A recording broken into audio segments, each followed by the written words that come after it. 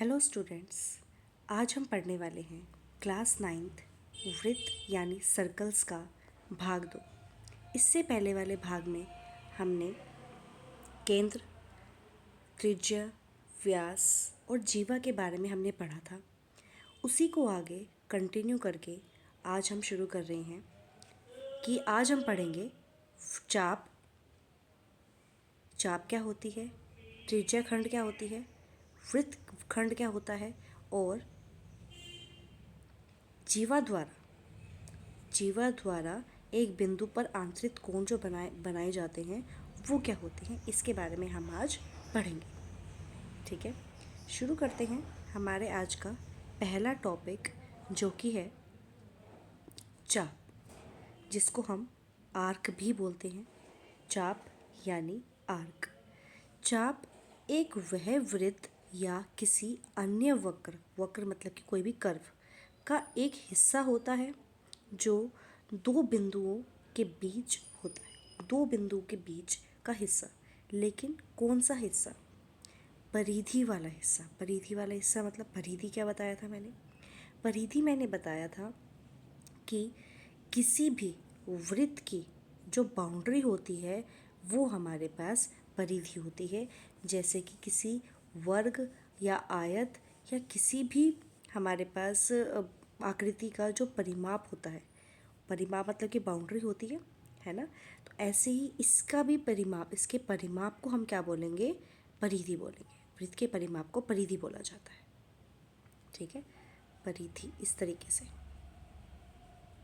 अब परिधि जो हमारे पास होती है वो मैंने बताया कि ये इसकी बाउंड्री हो गई। चाप क्या होगी? परिधि का कुछ हिस्सा। जैसे कि यहाँ पर बनाया गया है, ध्यान देंगे, ये ओ पी। ओ पी हमारे पास एक परिधि का हिस्सा नज़र आ रहा है। इसके पीछे वाला भी हिस्सा नज़र आ रहा है, ये देखो, ये भी परिधि है।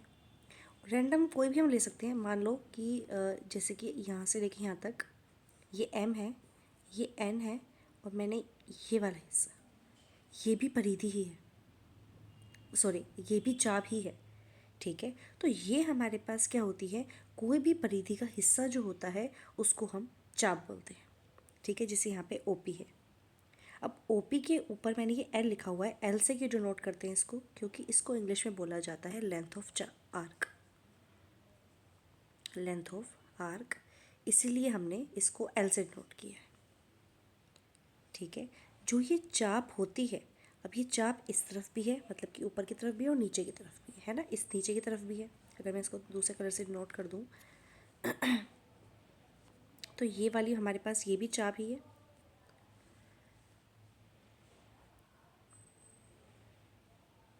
ये भी तो चाप है ना।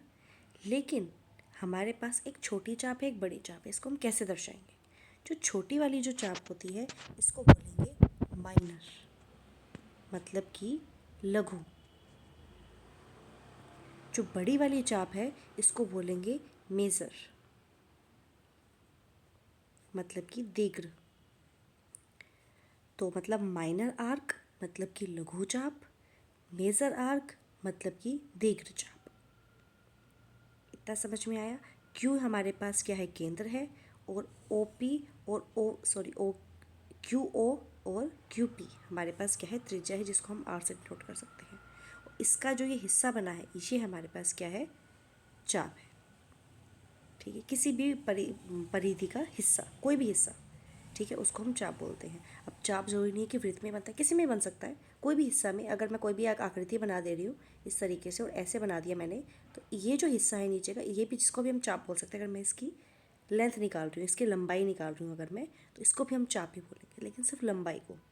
ठीक है, इसके अंदर वाले हिस्से को नहीं, ये नहीं, सिर्फ इसके बाउंड्री को, ये हमारे पास चाप होगा। ठीक है, तो ये हमारे पास था चाप।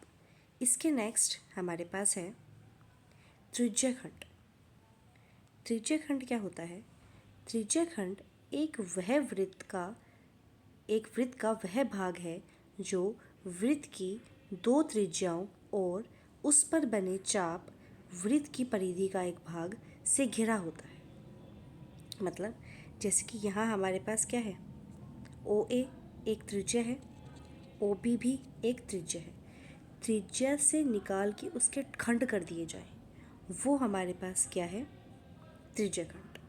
जैसे कि एग्जांपल के लिए देखो, यहाँ देखो मैंने एक पिज़्ज़ा रखा हुआ है। ये पिज़्ज़ा को हम काटते हैं जब इस तरीके से काटते हैं, है ना, यही शेप होती है। कभी हम स्क्वायर या रेक्टेंगल नहीं काटते, इसको हम इसी ट्रायंगल शेप में काटते हैं।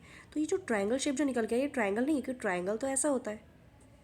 अगर ध्यान दे, अगर मैं ट्रायंगल की बात करूँ तो ट्रायंगल तो ऐसा होता है, ठीक है। तो इसको हम, ये हमारे पास क्या है कि त्रिभुज बन रहा है। इसके नीचे वाला जो ये हिस्सा है, ये इसको मिला के ये जो पूरा बन रहा है, ये हमारे पास क्या है, त्रिज्याखंड है। इसका ध्यान रखना, ठीक है। तो त्रिज्याखंड समझ में आया क्या है। अब त्रिज्याखंड के अंदर हमें पता चल रहा है कि दो हिस्से बन रहे हैं यहाँ पे।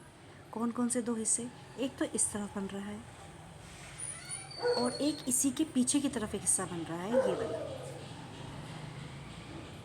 ये इसके अंदर भी यही चीज़ें होती हैं कि इसको हम बोलते हैं लघु और इसको हम बोलते हैं दीर्घ। ये लघु त्रिज्याखंड है छोटे वाला, और बड़े वाला है दीर्घ त्रिज्याखंड, ठीक है। इसी तरीके से जब हम केक काटते हैं, केक हम किस तरीके से काटते हैं, इस तरीके से, जैसे हमने पिज़्ज़ा के स्लाइस को रखा है, ऐसे ही हम केक को कट करते हैं, है ना। तो वो हमारे पास जो हिस्सा निकल कर आता है, वही हमारे पास क्या है, त्रिज्याखंड, ठीक है। तो अब इसके अंदर हमारे पास यहाँ पे एक कोण बनता है, जिसका हमें अभी इस चैप्टर में काम नहीं है। हमें सिर्फ पता होना चाहिए कि त्रिज्याखंड होता क्या है। त्रिज्याखंड वह है जो त्रिज्या के खंड से बन गया है, वो, ठीक है, जो परिधि से घिरा हुआ है। ये रहा, ये ए भी परिधि ही तो है, परिधि का हिस्सा है ना। परिधि का हिस्सा मतलब कि चाप, इसको हम चाप भी बोल सकते हैं। ए भी हमारे पास चाप है और इसी के साथ हमारे पास बन रहा है, और ए भी इधर भी चाप ही बना रहा है पीछे की तरफ। ध्यान से देखो, ये पूरी चाप ही तो है ना। ये चाप है हमारे पास। तो जो चाप से हमारे पास त्रिज्या बनाकर जो ये खंड हो गया, टुकड़ा टूट गया, वो हमारे पास क्या है, त्रिज्याखंड, ठीक है। आगे बढ़ते हैं अपने नेक्स्ट पे, जो कि हमारे पास है वृत्तखंड। वृत्तखंड हमारे पास है। वृत्त का वह आंतरिक क्षेत्र होता है जो एक जीवा मतलब कि कोण और उस जीवा द्वारा बनाए गए चाप यानी आर्क से घिरा होता है।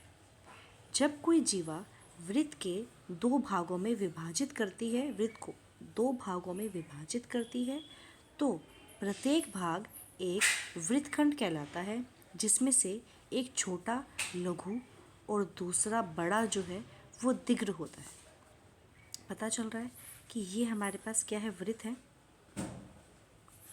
वृत्त के अंदर हमारे पास ए बी क्या है, जीवा है ना।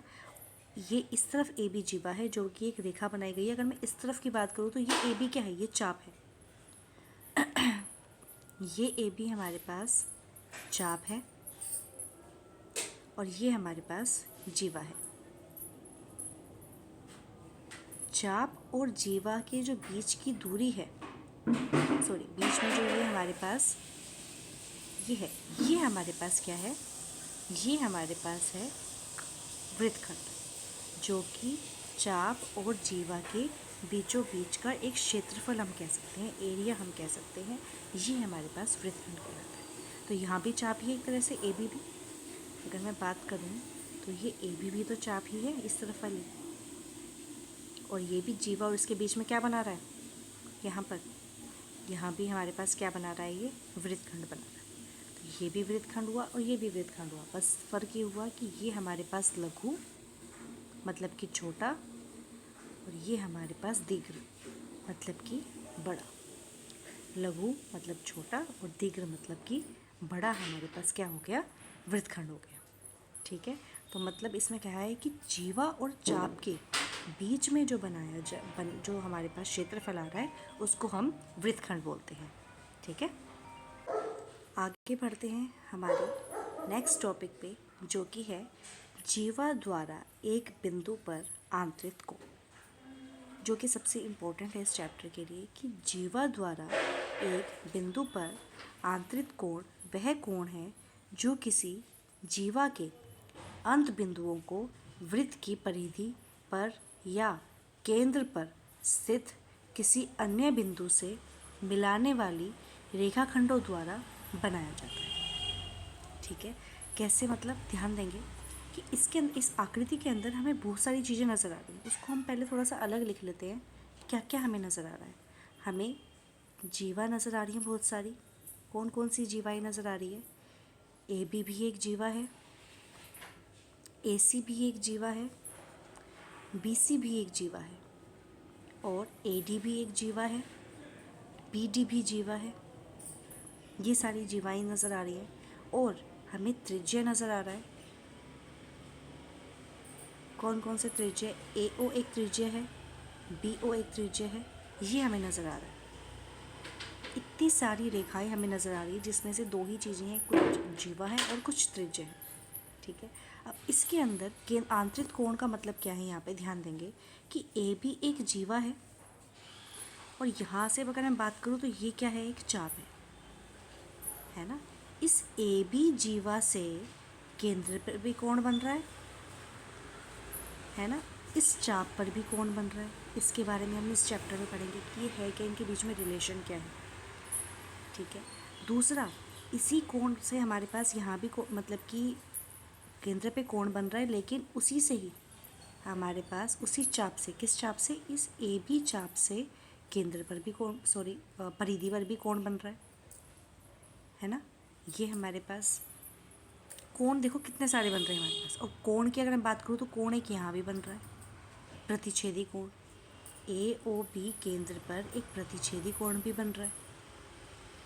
समझ में आया कि कोण हमारे पास कौन कौन से बन रहे हैं? इस तरफ भी बन रहा है, इसी का प्रतिच्छेदी भी बन रहा है। और अगर मैं इसकी बात करूं, जो कि परिधि पर कोण बन रहे हैं, परिधि पर हमारे पास कौन कौन से कोण बन रहे हैं? एक ए डी बी और एक ए सी बी। इनका ध्यान रखना है कि कैसे बन रहे हैं। दूसरा, केंद्र पे बनने वाले कोण हमारे पास दो हैं। कौन कौन से हैं? एक ए ओ बी है और एक ए ओ बी का प्रतिच्छेदी है। प्रतिच्छेदी कोण। ठीक है, ए ओ बी का प्रतिच्छेदी भी है और ए ओ बी भी है। दो कोण यहाँ बन रहे हैं, और दो कोण हमारे पास ए डी बी और ए सी बी, दो कोण यहाँ बन रहे हैं। इसी के साथ मैं सिर्फ चाप और जीवा का बता रही हूँ। इसी के साथ अगर मैं बात करूँ, अभी हमने देखा कि अगर मैं थोड़ा सा लाइट कर लूँ तो यहाँ से पता चलेगा कि ये जो ए बी एक चाप से अगर हमारे पास जो कोण बने, इस चाप से केंद्र पे कोण बना और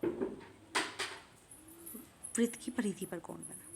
इसी चाप से अगर दोनों ही कोण वृत्त की परिधि पे ही बन सकते हैं, ऐसे ये अगर मैं इसको नाम दे दूँ ई, तो ये भी पता होना चाहिए कोण ए ई बी। इनके बारे में जो प्रमेय हैं और जो हमारे पास विशेषताएं हैं, फिर कैसे कैसे ये बराबर होते हैं, इसी के बारे में इस चैप्टर में हम पढ़ेंगे। ठीक है, जैसे इसमें लिखा भी हुआ है कि जीवा द्वारा एक बिंदु पर आंतरिक कोण, इस जीवा ए बी जो जीवा है, किसी भी बिंदु पर जो आंतरिक कोण है, जो किसी जीवा के अंत बिंदु को वृत्त की परिधि पर या केंद्र पर स्थित किसी अन्य बिंदु से मिलाने वाली वृत्तखंडों द्वारा बनाया जाता है, रेखाखंडों द्वारा बनाया जाता है। ठीक है, तो इस जीवा से या इस चाप से, बस इन दो से ही बन सकते हैं कोण। ठीक है, ये बस ध्यान रखना है कि जो कोण बन सकते हैं वो या तो इस चाप से बन सकते हैं या इस चाप से बन सकते हैं या फिर इस जीवा से बन सकते हैं। ठीक है, या तो केंद्र पे बनेंगे या फिर वृत्त पर बनेंगे, ये ध्यान रखना है। ठीक है, ये समझ में आया? तो बस आज के लिए इतना ही। इससे संबंधित जो प्रमेय हैं वो हम करेंगे नेक्स्ट क्लास में। नेक्स्ट क्लास से उसको हम शुरू करेंगे। आज के लिए इतना ही। Thank you.